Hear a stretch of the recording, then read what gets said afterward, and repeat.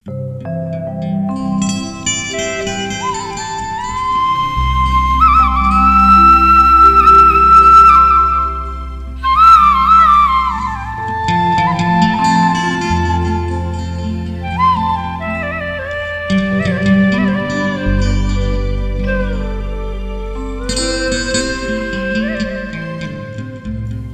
पत्रस की पत्री उकर 1 अध्याय 3 वचन में पढ़ेल तो ऐसा मिलेला काले की उकर ईश्वरीय सामर्थ सब कुछ जे जीवन और भक्ति से नाता राखेला हमरे के उकरे ही पहचान कर द्वारा जे हमरे के अपन ही महिमा और सद्गुण कर मुताबिक बुलाई है।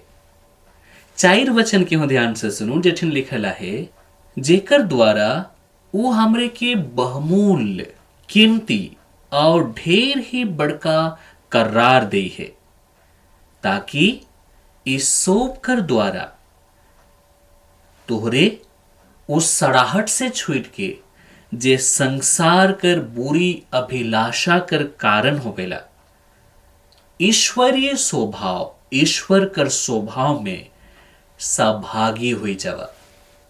प्रिय संगी, जब हमारे मन ये बात के पड़ेला तो हमारे की मालूम चलेल कि ईश्वर आखिर में ओकर बुलाए कर पीछे कर मकसद का है। अगर इस सवाल ऐज करल जाए कि ईश्वर काले बुलाई है तो हो सके लेकर कई उत्तर हुई तोर अनुभव कर द्वारा या कहीं तो सुइन हीस कहीं तो पढ़ीस कहीं लीडर कर जवाब के सुइन हीस। जब तो मत्ती कर सुसमाचार में पढ़बे तो क्यों जवाब में लैंड सकिस जहां ठिन लिखे कि बोलाल तो ढेर हैं लेकिन चुनल थोड़े हैं ये हो सके। लेकिन आइस तो जब ईश्वर कर भीरे हेस और आइस जब तो एक ईसाई कर घराना कहलाइस आइस जब तो कहिस के ईसाई मोर है के मोर मोर पुरखोती है के या मोर परिवार से होते आई है तो सुन ईश्वर अगर बोलाई है नहीं तो को बोलाए कर पीछे कर एक बड़का मकसद है। और इठे ना हमरे मन पाविल अपन बुरी अभिलाषा जे संसार कर अभिलाषा से ताल्लुक रखेला उस सड़ाहट के दूर करके ईश्वरीय स्वभाव कर सहभागी होवे के लागिन ईश्वर हमरे के बुलाई है।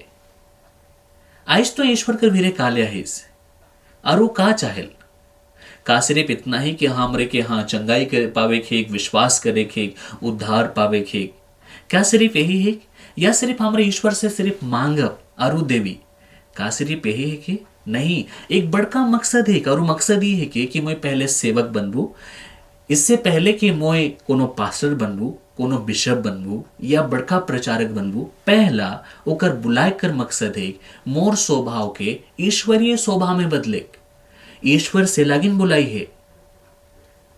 भाषण हो सकेल मोर बड़का हो सकेल मैं उच्च पद में हो सकेल मैं आदेश देवो ना पहे इस सब कर बावजूद ईश्वर अगर बुलाई है तो यही कारण ले कि मोर अपन स्वभाव ईश्वरीय स्वभाव में बदल जाए। जब हमरे 5 पद पढ़ब 6 पढ़ब 7 पढ़ब तो उठिन कुछ कुछ गुण बताएला जेठिन हमरे के बदले कर जरूरत है। और 8 में यदि पढ़ब तो उठिन लिखल है काले की अगर ये सब बात वर्तमान में रहे एखन रही तो हमरे मन मसीह कर पहचान में निकम्मा नहीं ठहरब।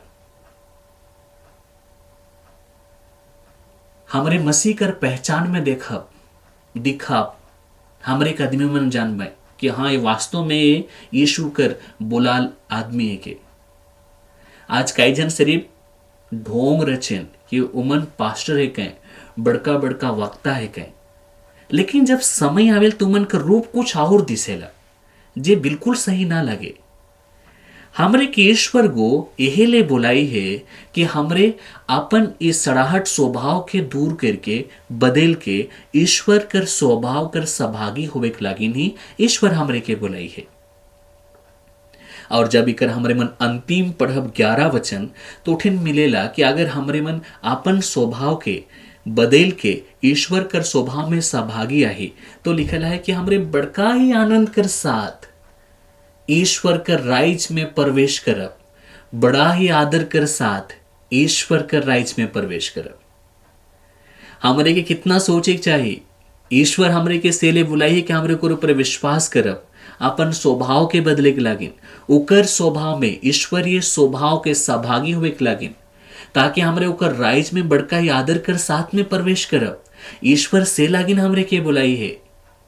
जैसे मैं कहलो, इकर से पहले कि मैं एक पास्टर बनबू, इकर से पहले कि मैं एक शिक्षक बनबू, इकर से पहले कि मैं कोनो संस्था का लीडर बनबू, पहला चीज है कि हमरे के अपन स्वभाव जे सड़ाहट है, संसार कर बुरी अभिलाषा कर द्वारा हुए, ओके बदल के हमरे मन ईश्वरीय स्वभाव कर धारण करे के। एक उदाहरण हमरे मन पावेला संत प्रेरित पौलुस कर जीवन से। जब तक वो शाऊल रहे, मसीही मन के कितना सतालक, कई जन के वो जेल खाना में डालक, कई जन के वो बर्बाद करलक, ओकर राजनेता तक ओकर पहुंच रहे।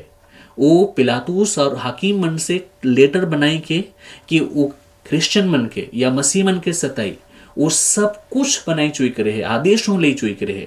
वो बीच में यीशु मसीह से ओकर मुलाकात होवेला, लेकिन ओकर मुलाकात कर बाद ओकर जीवन बदल जाए, ओकर स्वभाव बदल जाए, ओकर काम बदल जाए।